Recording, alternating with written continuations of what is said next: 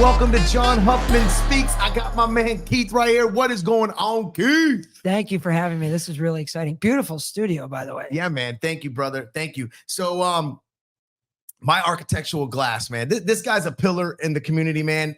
I use if there's a Huffman's construction job, it's his family that has installed it. I just recently started using him for mirrors, and he loved my subcontractors, or not my actual employees, but he is a subcontractor to us, and he loved working for us. So we thought that was awesome. So give us a little bit of insight, man. Tell us about Keith, how you came to be, and where you're at right now, bro. Absolutely, but I do want to touch on your two employees that were there, because although I'm an owner, I'm actively on job sites. And so I've seen all types of dynamics. And by and large, most job supers or somebody representing the construction firm like Huffman would typically do the bare minimum. Yeah. And they expect you to do everything and don't bother them. These two were actually actively looking to help, and they recognized our skill set when we walked in. It's almost like game recognizes game. Yeah, man. And they immediately were offering to do things, and it was so collaborative. I mean, it stuck out to me so much that I did a post that day about it. Yeah. And kudos to you in making an environment for people to thrive like that, because in a market where supply and demand and skilled labor is way out of whack, it's encouraging to know that there's people like you guys that see the benefit of high-level customer service, not just with the customer, but with other trades. Amen. Because you're only as good as your trades are. Good. That's it. And so if your guys treat us good, we'll run through fire for you. Yeah, man. And so they did that. So kudos to them. I can't remember their names, but we're going to talk about this later, but I'm going to stay here because it makes sense to stay here. I will look at a client and straight up tell them, look, I'm at a 42%.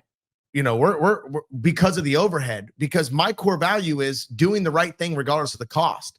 And for me to operate at this level, this is what you're going to pay, because I have to create that environment that you just talked about and make sure that these guys are not only taken care of, but they're getting trained. They're getting sewed into. I'm able to spend the time and the energy to create the atmosphere for the high ticket jobs. And in return, that's why I hire you guys. You're not the cheapest on the block. The company you built with your father is not the cheapest on the block.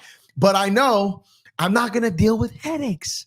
So there's a price to that. Yes. And you see the benefit of our a little bit higher price on the tail end of the job. Right. Because usually by the time we come in, you're trying to wrap up, get your CO. Tensions are already high because maybe some other trades dropped the ball. So it's imperative that our EQ is at another level. And we recognize when other people are aware of that. Yeah, man. And believe me, myself, Jay, my counterpart, are aware of contractors that treat us like that, because last year we had our best year ever. And for the first time in 20 years, we fired 4 contractors. Wow. We've never done that. I would go on the opposite. I would beg, borrow, do anything I could to keep them.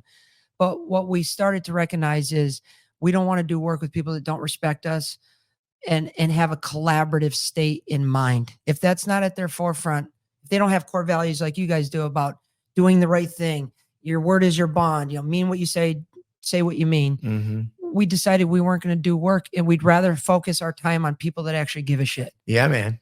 And it's funny that we got rid of customers last year, but still had our best year. And that just plays to that part. I've looked right at clients and say, listen, just as much as you're interviewing me, I'm interviewing you. 1000%. And it's taken years to get there. I was talking to someone yesterday who's one of my consulting clients. And I said, listen, I'm giving you these words to speak.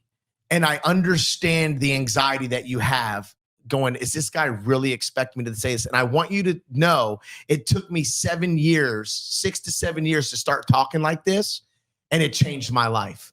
So you can pay me all you want, and I'll gladly take your money, and you can not talk like I'm telling you to because you're nervous, or you can learn you got to grow some cojones. You got to be upfront.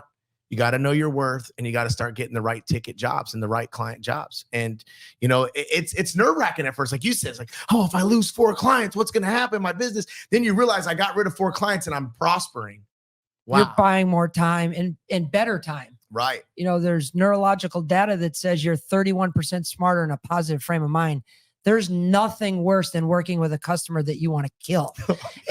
And by definition, how could you possibly do a good job for them if you don't like them? Right. And so you're just saving everybody a headache, them and you, by passing on a job that if your intuition says this isn't aligned with our business, the best thing you could do for all parties is bow out. Now, for anybody who's watching this, the kind of 2mm shift, as Tony Robbins would say, would be, how do you politely bow out of that job? Because maybe that person hasn't had their coming to Jesus moment. Yeah. And maybe they're going through struggles and you're just the benefactor of this negative mindset. So a high-level salesperson will identify that's not somebody I want to work with, but they'll also preserve their autonomy when telling them no.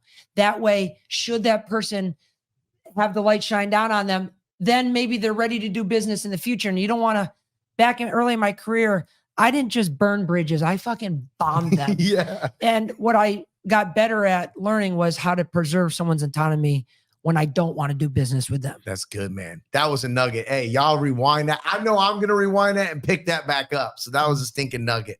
So, all right, man. Well, what got you here, man? Let's hear a little bit about your journey. Let's stay at your journey for 5 to 7 minutes. Let's hear what your journey looks like, man. Yeah, this is an exciting one too. It's a true blessing in disguise story. At age 12, so I'm in Western Massachusetts. I'm 12 years old. I have a younger brother, Douglas, who happens to be 8. I'm going to take you to 1987, year of the market crash, Wolf of Wall Street, 1987. My mother was a neighborhood beautician, very blue collar town. We had a roof overhead, had a typical childhood suburban, played out in the street, had friends. Mom would stay at home. Dad was a alarm salesman and installer. Okay. Not like ADT, but a local monitoring security company. And they had found out I had Hodgkin's non-lymphoma at 12, and it rocked them. And the only way that they could get me into the Boston Children's Hospital to get the care I needed was to either have insurance or money, both of which they did not have. And at that moment, they pushed in the chips. They leveraged their home coming out of that recession in 87, 88, started a service business. And at the time, it was closet shelving and shower doors. And a year later, they were the true entrepreneurs. They went out and knocked on the doors, got enough builders. In a year's time, was able to acquire enough money to put me in the hospital and go into remission. Wow. Now, the blessing to that was my brother and I end up growing up in an entrepreneurial family by something on its face was catastrophic. I mean, you have kids, I have kids. If in the middle of building our business to find out one of our children, especially our first child, had cancer, that could cripple most people. Yeah. And they didn't. Their back was pushed against the wall and they were forced to do something. And they did. They started a business. And I tell people now when I speak, me getting cancer at age 12 was the best thing that ever happened to me and my family. Wow. And what ended up coming out of that was the next 14 years in Western Mass building this business. My mother was going out to get the mail one winter and slid on the black ice and broke both of her wrists. And she came in and told my father, that's it. We're moving to Florida. And he's like, yeah. Okay, took 14 years to build this business. Let's just move to Florida. And that winter, happy wife, happy life.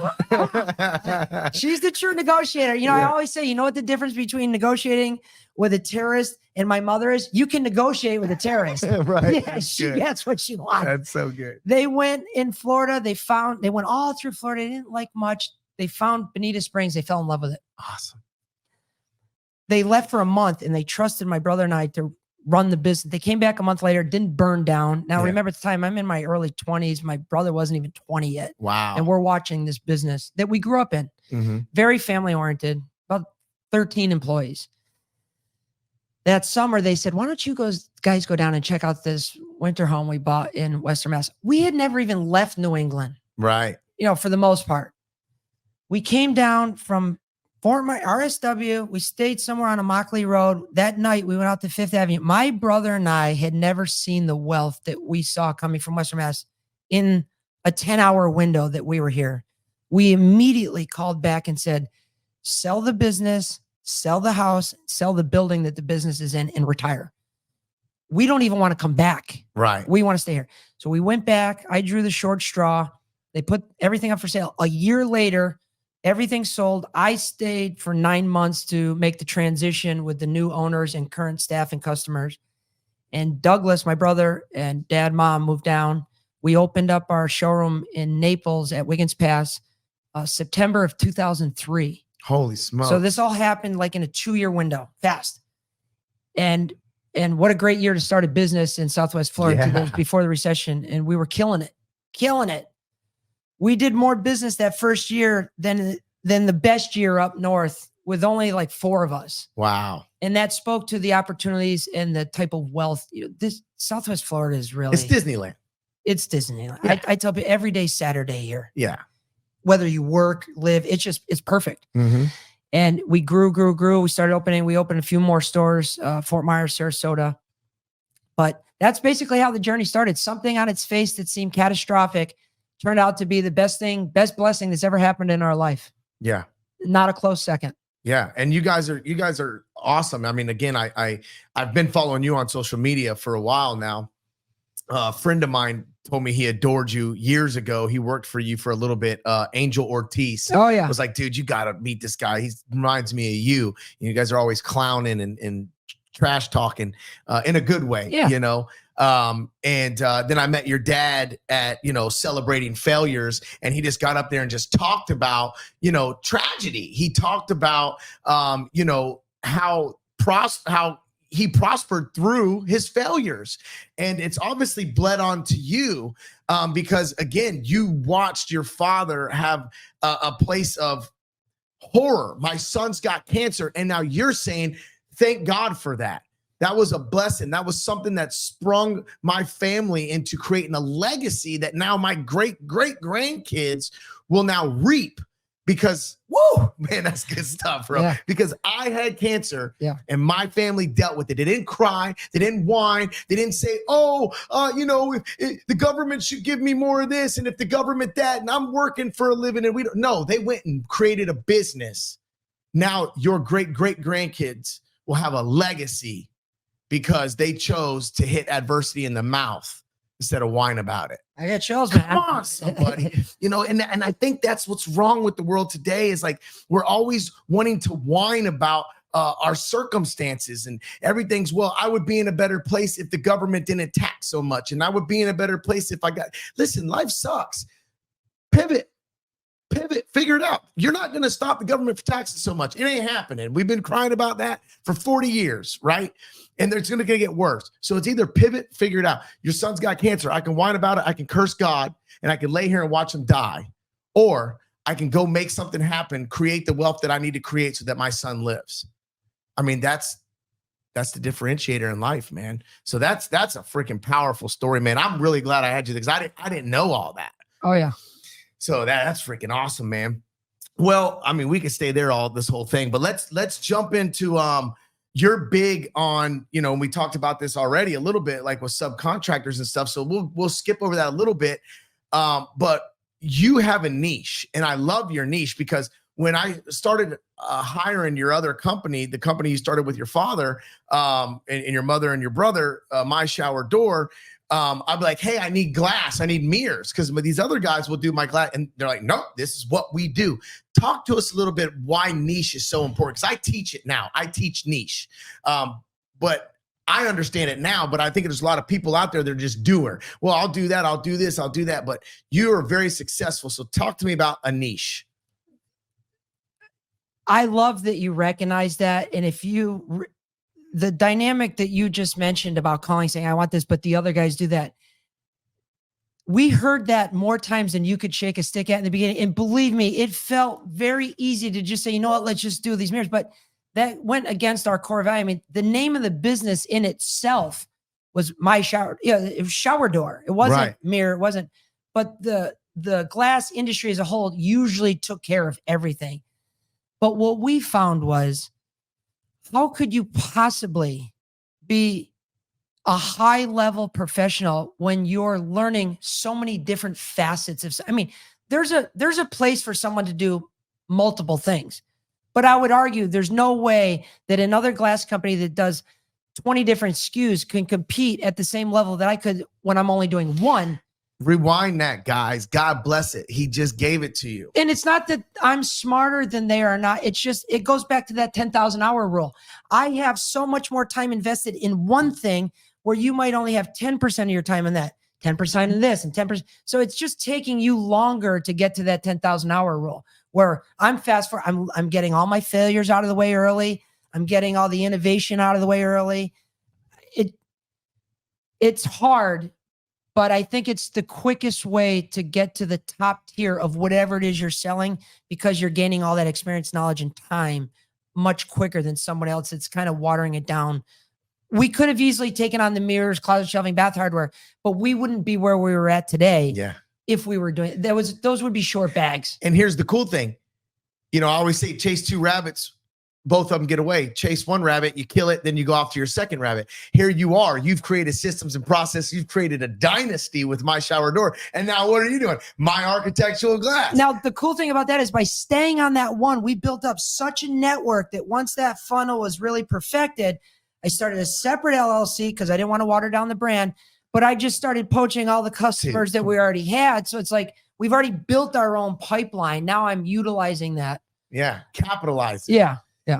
I was just telling you, I was at a mastermind yesterday, and that was something another speaker said. He said, listen, I have multiple businesses, but they're all incongruent with one another. I'm not going to sit here and go, oh, well, I'm a specialize in football and then go learn baseball, right? I'm going to specialize in football and then figure out their arena. What sells at football stadiums? What sells the most at football stadiums? What kind of beer do they drink? So I'm going to stay in the football stadium realm, right? But I'm not going to get outside of that. And that's what you did. It's not like you went and said, oh, I've really capitalized on mirrors right now. You know what? Let me get into dentistry. Yeah, exactly. Yeah. So you've taken what you've learned and now you're still applying it and networking it. So that's awesome, man. I was doing a lot of sales when I was another company called Innovative Design Solutions. I just thought to myself, there's got to be a better way, because I would do anything. I grew up in home defects. I grew up in waterproofing, fixing other contractor stuff. And then I was in the remodeling, and I'd paint and I'd do all this. And I had all my labor in house. I had 50 guys. And I would just take on anything. And it got to be such a big monster, I almost had to take on anything. And when I finally learned to invest, I hired my first coach, and he's like, oh, I'm $60,000. I'm like, that's a salary. And you're only going to talk to me once a week? The first thing he taught me was niche. The first thing. And it changed my life. I'm like, if I do that, I'm losing all. And he's like, well, then I don't know. You want to just pay me 60 grand and not listen? And I use those terminologies now. But it's like one of the best now. It's like, when they call my office and talk to Jalen, what do you got going on? No, we don't do that. Oh yeah, no, we do high-end renovations and kitchens. Our lower tickets are this, our higher tickets are this. So we're already vetting them out, but it's saving my time and my ability. And like you said, you had your best year last year. I'm having my best couple years, and I'm doing less in revenue. And my profits they're so close to triple of what they actually were when I was doing $4 million more a year, because I learned that principle of niche. So, I admire you for it, man. And that's why I recognize it, because I've been taught it. So it's not like, oh, I just had this. I actually been taught, to recognize it, because I put someone that went before me in my life and said, dude, you're messing up. If you're serving everybody, you're serving nobody, is what he used to say. True. So that's good, Your man. most important commodity is your time. And once you finally realize it, which it took me a long time, then you can really dial in. There's this old adage. I love this. When you first start off working in skilled trades or anything, you get paid for what you do.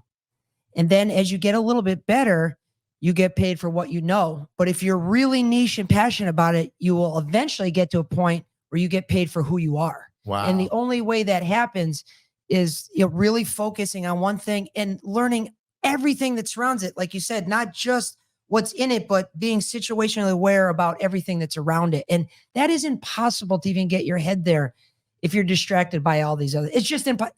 Mm-hmm.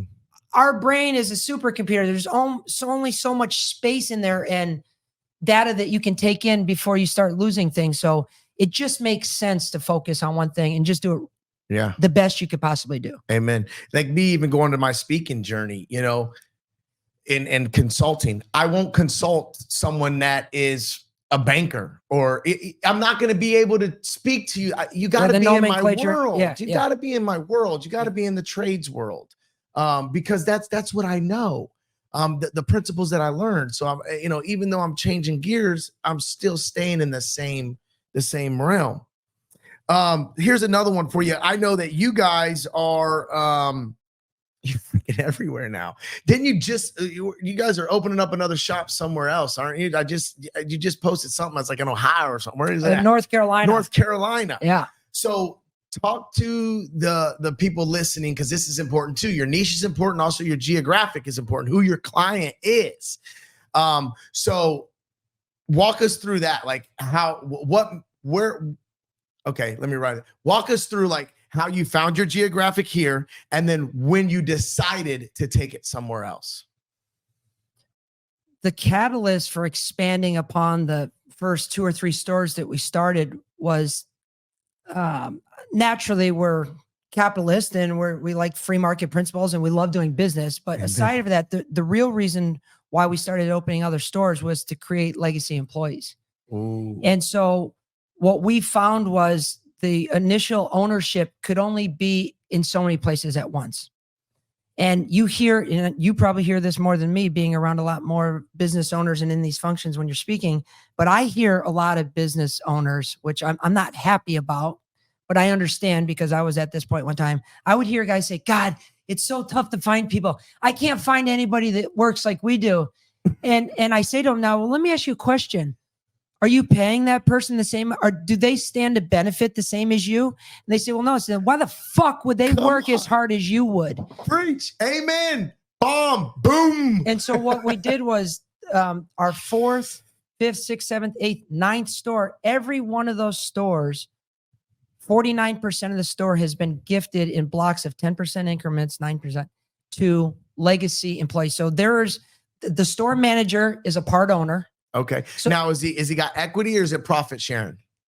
He has non-voting right shares, which means basically when the store becomes profitable, starts kicking off monthly distributions, they will get their percentage of the distribution as the owners would, plus their regular salaries and bonuses that are tied with their position, but they'll enjoy the financial benefits. And it kind of gives them peace of mind. Like if this company ever sold, I'm going to get 10% of whatever this is. And there's a matrix on that. Are you in an ESOP? Yeah.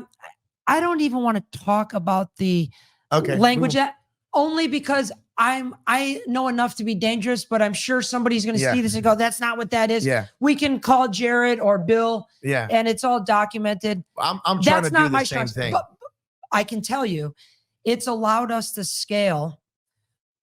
And when you're trying to scale, your number one thing that can cripple you is turnover. Turnover.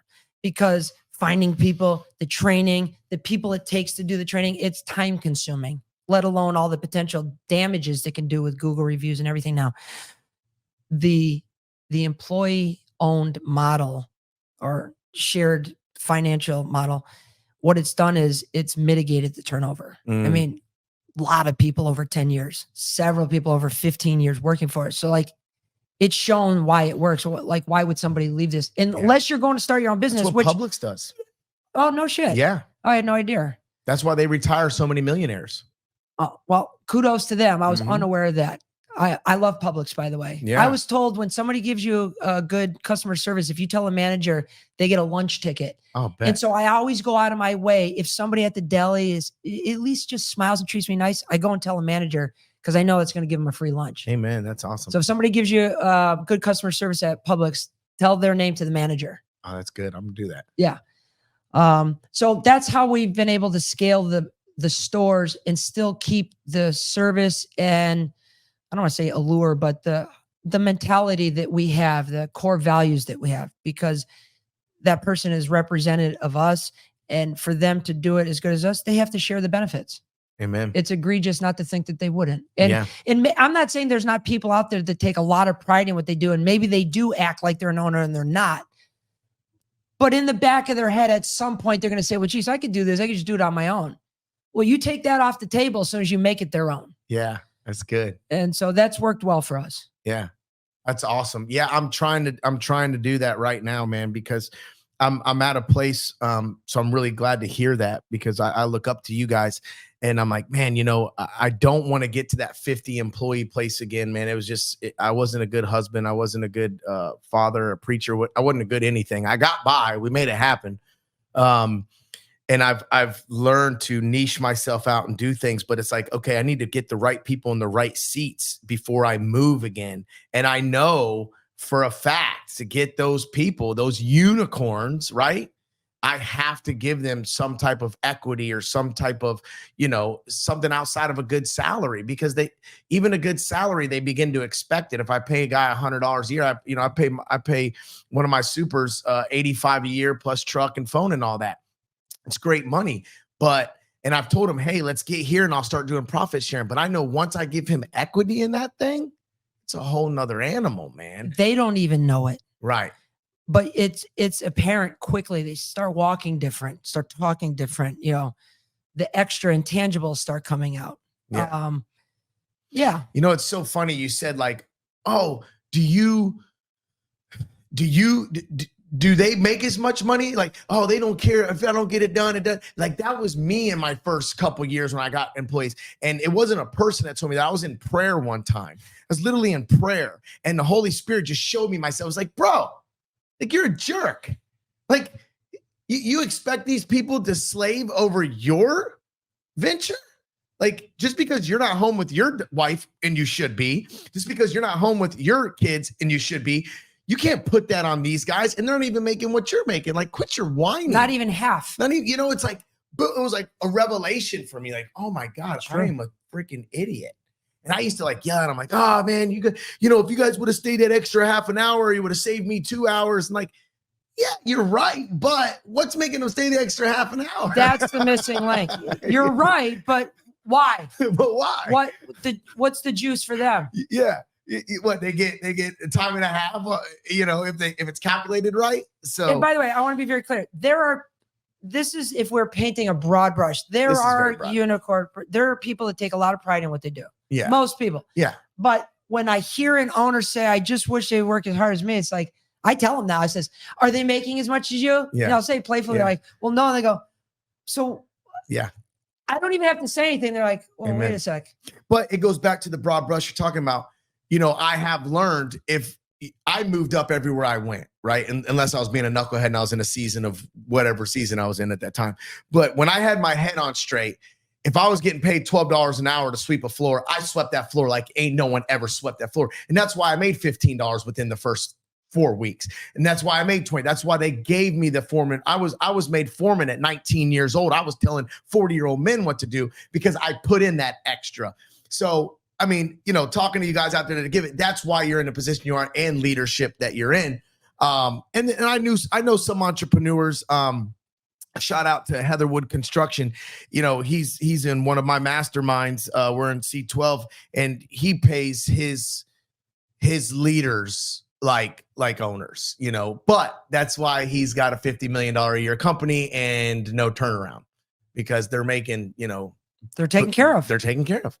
So yeah, man, we can be good leaders, and we should be good leaders. And again, I've seen crappy leaders pay well and still lose it. Right. So it's a battle of both. You got to make sure they're happy, at the same time, not be a jerk. Right. I love testing business owners when I talk with them now that I've seen the light like you, and things are much clearer for me.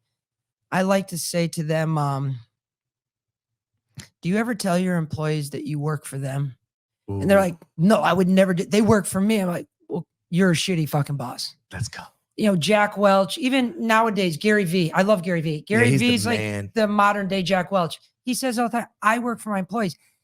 If you truly are a greedy person, the best thing that you could do to acquire more is to give. And when you give, you will get way more. But too much pride is in the way. That's why I think you'll know this more than me. Pride goeth before the fall. Oh yeah. And that's what gets in the way. Their ego, the vanity. That's vanity's 7 deadly sin. I mean, They want to look like they're the man, and I have to be this tough guy. And you work for me. It's a short bag. You get a lot more when you can. I work for you. Yeah. We've seen it. My father, he was that guy. He's never been authoritarian, fear-based leader. He's always been very empathetic. And just like Jack Welch, Gary Vee, that's their brand. Yeah. Is the empathy. Yeah. I've been teaching on sales, and the first one is transparency. Transparency plus empathy plus consistency equals trust. So you got to be real, and know how to be real, but you got to empathize with people. And what the beautiful thing is, when you empathize with people, guess what? They can now empathize with you. That's why your story matters. Like, us here, I already liked you, we haven't hung out, but now that I know your story and your family, like, dude, I can empathize. I can understand you. I can now understand the way you walk and talk way better than the way I was like, oh man, I like the way he walks and talks. I like how he does this. Now I can empathize with, I get it. I get why he does it now. And I think when we do that with our clients and with our employees, we get why they do that. And if we get it and it's a negative, like we get why they are negative all the time. We get why they're Debbie Downers. But once we get it, now we can speak to it, empathize with it, and grow a culture. So, I mean, it's huge. It's a double-edged sword, but, and then the law of giving, like, dude, it's God's principle. Even if you don't give God the glory, he created it. It's going to work. It's better to give than receive. The more you give, the more you get. It's giver's gain. Like, it's a principle. What you put out, you get back. You stick it in the ground, you reap. What you sow, you reap. Karma, like, it's all the same thing. It's a principle that we change differently. I always get mad at Christians because I'm like, you've got the world walking in God's principles better than you guys are, and they're not even giving God the glory. Right. Imagine if you would do what you're supposed to do, the power you would have. But that's the one I tell people, like, listen, when a business owner's like, oh, I'm broke, John, what are you giving? What do you mean? I ain't got nothing to give. Well, that's the problem. Start giving something. If it's $5 to St. Jude's Hospital, if you know that employees, me and my wife have a fund that we put to the side. We just put it there weekly. So if we see that one of our employees is struggling with tires, we just go get them freaking tires. I love that. Let's go get them tires. We don't, it's already there. This is it. Go get them tires, man. This one's struggling with some hospital stuff. Well, we got this right here. We can carry her for 4 months salary. Tell her to go sit down, right? We got you. Don't worry about it. You don't have to worry about this. So it's like, it's a principle. Yes, it's a good deed. And we do it because we want to bless people, but even our good deeds are an extension of our selfishness. I also know the principle, and that's why I haven't missed a meal in a long time, right? So all right, let's change a little bit, man. I knew this was going to happen. We're going to run out of time because you're a stud. Social media, man. I love your social media. Sometimes you're a little blunt, but I still love it. I can't share it because of but dude, I just know if you don't get a heart from me, I'm still hearting it. Okay. I appreciate it. All right. It's funny you say that because I get a lot of random people that come up to me and they talk, they talk to you like you know them. And I'm like, I'm trying to put two and two together. They say, I watch all your stuff. I'm like, I've never seen your name come up one time. Yeah. So there's always people watching. Just because they don't comment, share, like they're watching. Yeah. They're watching. Yeah, absolutely. I for those who know, watch me, I preach, right? So yeah, they're always ready to hit me in the head with a stone. I bet. It's I'd get struck by lightning. Us Christians, we love to eat our own, man. Yeah. We love to eat our own. We like to put each other in misery. Oh, you shouldn't share that. He said the F word. Yeah. It's like, yeah, well, what were you thinking about earlier when you're at the gym and you looked at that girl? Yeah. What was on your phone that you deleted? Yeah, oh, let's don't go there. Anyways, you're gonna get me preaching. So your social media is awesome. Thank you. Talk to us about it, man. And I know your dad called you out at Celebrating Failures. He was like, brought up social media and how impressed he was with his son about his social media and how it's really changed the atmosphere and the trajectory of the business. So let's talk about social media, man. There's so much to talk about social media, but what's helped us the most with the consistency with the social media, I was telling your compadre here earlier that does the editing. Do you remember Dale Carnegie? Yes. He was like I think he was one of the original like sales group. Well before Tony Robbins, he was like the sales guy. If you wanted to learn about sales, you went to a Dale Carnegie class. They still have him. He's since passed, but he had a white paper back in the day that said something to the effect that if two people had never met each other, so I'm looking to buy a house, build a house, and you're a builder, and we bump into each other at church, and you find out want to build and I find out you're a builder, Dale Carnegie said on average, we would have to have 7 to 10 interactions before we could build enough rapport to eventually equal trust, like you were saying. And now let's take that to the modern era. I'm posting 4 to 5 times a day across about 4, maybe 5 platforms. So I'm getting about 80 to 100 innocuous Dale Carnegie touches a week. Why does that matter? My sales cycle, along with Jason, on new potential clients is usually first time they meet us or second. Wow. And the reason for that is we've built up this innocuous rapport through our social media where, let's go back 10 years. Customer would come in the showroom. Hey, welcome to my shower door. My name is Keith. How can I help you? We're just looking. Okay. They got a set of plans in their hand. Nobody's going during COVID out into a retail space if there's something not already on their mind. The reason why they say they're just looking, A, because it preserves their autonomy, but 2, they want to make sure there's not pentagrams hanging in the back and cobwebs everywhere. They want to make sure they can trust us. Amen. And so their intuition's taking in a bunch of data, and 10 minutes later they go, we have a question. And then 45 minutes later, we're talking about shower doors.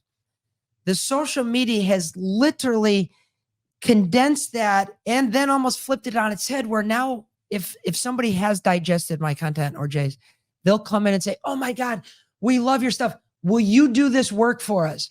Which is as a salesman, you got to understand that automatically takes price and takes off the table. Amen. And you don't have to work as hard. They're doing it all for you. Yes. And so now it's kind of this dance where, you let them talk, there's some other things involved, but the social media, that's just one of the benefits. I think it's the biggest untold benefit because so many people are consumed with how many views, how many shares, when in reality, what we all care about is, did they click the website and did they request a bid? Yeah. Because if those 2 things didn't happen, what are we even doing here? Yes. But so I would not, anybody that's looking to get on social media or is currently on it, I would tell you, do not stare at the volume of views, but be more concerned with the depth of your bench. Like, how good are the viewerships that you're getting? Even if it's 100, 200, Yeah. If they're clicking the website, if they're buying, just know you're building that innocuous rapport, and it's going to take a year, 2, 3 years before anybody even knows you, depending on how much content you're putting out and the quality of it. But my architectural glass hasn't spent $1 on advertising. It's been in business 7 years, 100% on the back of social media. And we have grown that business in that time way faster than we did my shower door in its infancy. Granted, we weren't using the social media, but it's opened so many more doors. I'm doing speaking engagements now. We are vendors that want to sell us stuff. We didn't talk about our factory. We also went vertical, started our own factory. We're not the biggest factory in the country. We're not even probably in the top 50. We're in the top 100. But when the product went scarce during the COVID and the supply chain issues, even though we were at the bottom tier, we were getting the best service. It was because of the social media. Wow. I would start doing videos about their product and how we use it, because I know that triggers reciprocity. I know that triggers they would call me and say, we got 200 employees here. No one's ever even done a video on our own business. And now here we got one of our vendors doing. So back to that giving, because I unselfishly was promoting their business with asking nothing in return. During COVID, when no one could get laminate for their impact glass, we did. You're a genius, dude. And during the hurricane, that was a big thing because impact rated glass after the hurricane is a massive commodity. Yeah. And if we couldn't buy it, now we're stuck. Like, we have these customers, we have no product. So the social has so many other aspects outside that vanity, but most people sadly pay attention to that. They want to be liked. They want to be revered. Whatever it is that has to do with that. But the real rub is the innocuous rapport that you build, and it'll condense the sales cycle. Yeah. Man, I admire you.